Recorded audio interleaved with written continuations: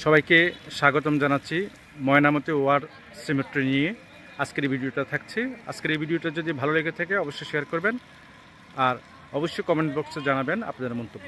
চলুন দেখাই Mainamati war symmetry. এটা হচ্ছে ময়নামতি ওয়ার সিমেট্রি সম্পর্কে বিস্তারিত। এখানে একটা নোটিশ টাঙানো আছে ভিতরে। কুমিল্লা শহর হতে প্রায় 9 কিলোমিটার উত্তর পশ্চিমে বুড়িচং উপজেলায় কুমিল্লা ক্যান্টনমেন্ট এলাকায় অবস্থিত। স্থানীয়রা ইংরেজ কবরস্থান নামে পরিচিত। কুমিল্লা ক্যান্টনমেন্ট থেকে অল্প আধা কিলোমিটার দূরে অবস্থিত এই ইংরেজ কবরস্থান।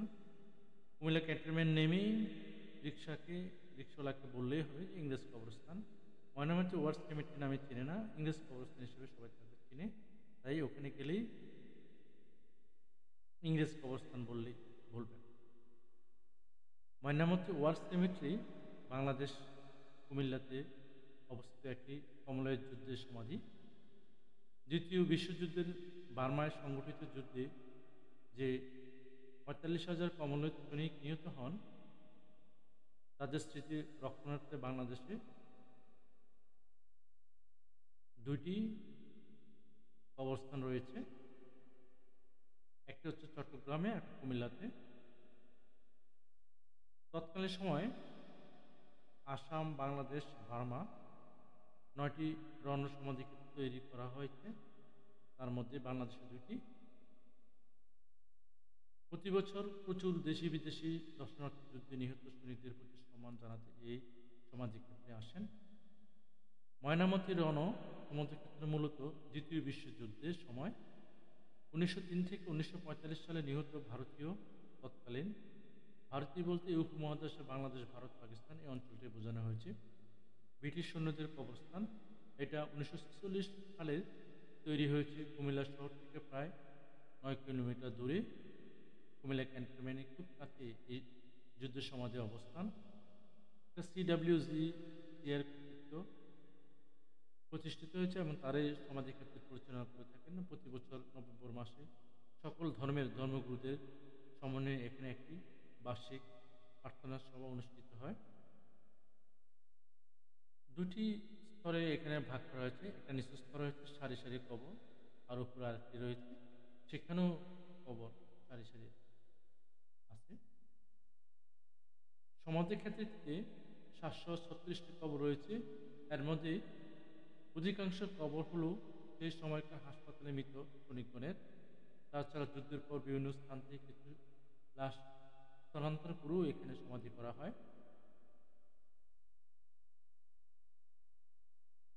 এটা উপরের অংশে। বাহিনী অনুযায়ী এখানে রয়েছে প্রায়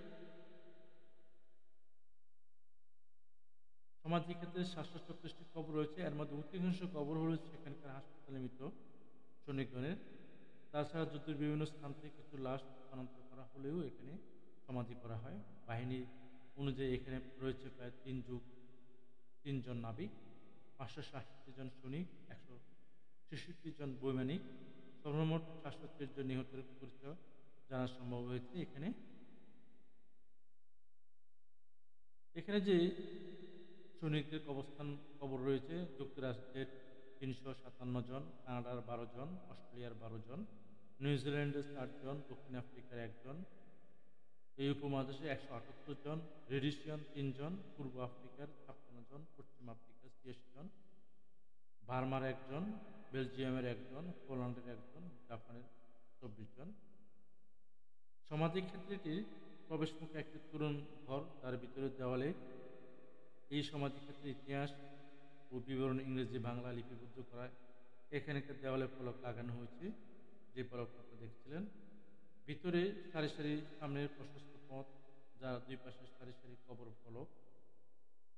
সৈন্যদের ধর্ম অনুযায়ী তাদের কবরের ফলকের নাম, মৃত্যু তারিখ, সৈন্যদের ধর্ম অনুযায়ী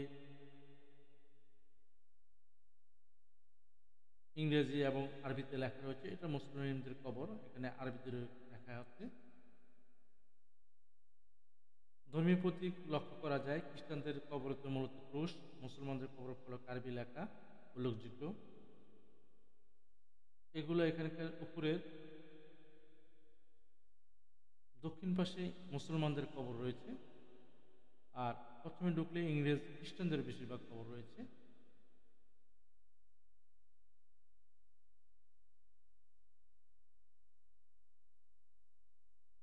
এখানে রয়েছে আরো বহু কবর ফলক। প্রতি দুটি কবরের ফলকের মাঝখানে একটি করে ফুল গাছ শোভা পাচ্ছে। এছাড়া পুরো সমাধি ক্ষেত্রে রয়েছে প্রচুর গাছ, অনেক পুরনো বড় বড় গাছ রয়েছে। সমাধি ক্ষেত্রের সম্মুখে অংশে প্রশস্ত পথের পাশেই ব্যক্তিধর্মী একটি কবর রয়েছে, যেখানে 133টি কবর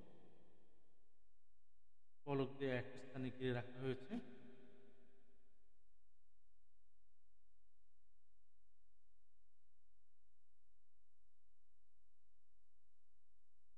প্রচুর সারি সারি গাছ রয়েছে এখানে।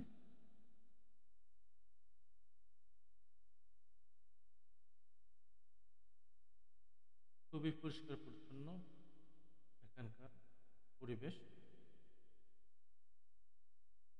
এই অংশটুকু হচ্ছে পুকুরের অংশ।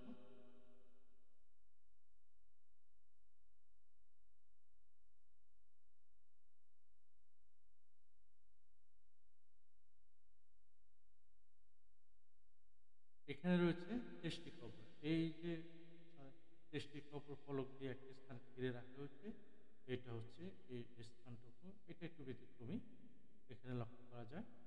আমার ভিডিওটা যদি ভালো লেগে থাকে অবশ্যই শেয়ার করবেন। পরবর্তী ভিডিওতে দেখা হবে। ভালো থাকবেন।